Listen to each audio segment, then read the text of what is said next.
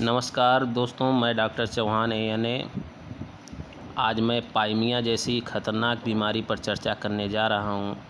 यह बीमारी अधिकतर ओल्ड एज और किसी भी उम्र में चोट लगने के बाद फोड़ा, फुंसी तथा विट्लो में सड़न के साथ पस बनना, उसका इलाज करने के बाद ऊपर से घाव के सूख जाने के बाद कभी कभी उस जगह से वाटरी पस अंदर मसल्स के सीथ के सहारे उल्टे शरीर में दौड़ने लगती है। साथ में सूजन भी बढ़ने लगती है।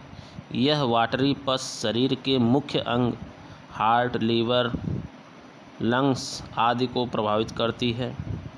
इसके टॉक्सिन का असर इतना खतरनाक होता है कि एक हफ्ते में ही मरीज की मृत्यु हो सकती है।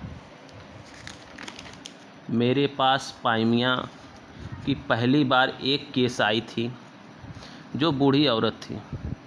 मैंने hepar sulph, calcarea sulph, silicea, arsenic, pyrogenium आदि दवाओं को दिया गया, परंतु इसके हाथ में चोट वाली जगह पर पपड़ी थी।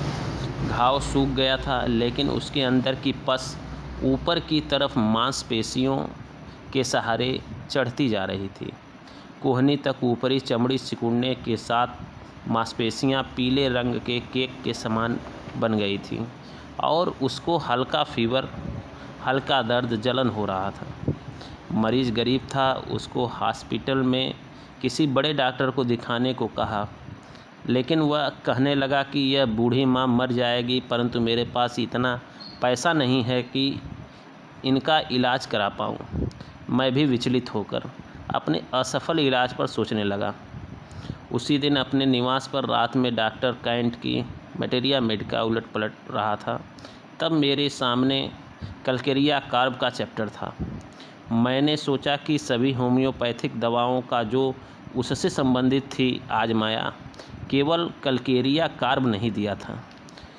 कलकेरिया कार्ब को पढ़ते पढ़ते एक जगह डॉक्टर केंट पाइमिया के बारे में खूब प्रशंसा की और इसके फेगोसाइटिक नेचर को भी लिखे हैं, क्योंकि यह दवा मवाच का ही भोजन करती।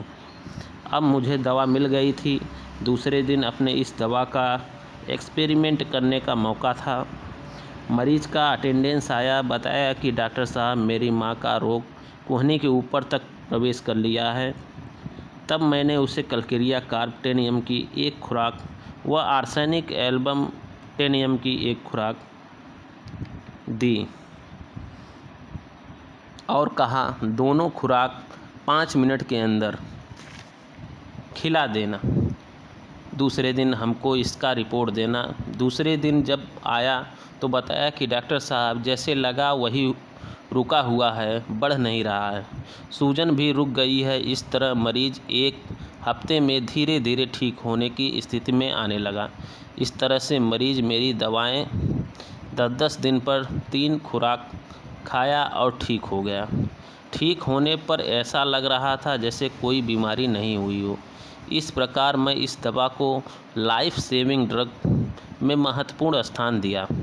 मैंने 10 मरीजों को पाइमिया की बीमारी से आजमाया, 100% सफलता मिली। यह मेरी खोज है और इसका श्रेय केवल डॉक्टर JT केंट को ही जाता है। धन्यवाद।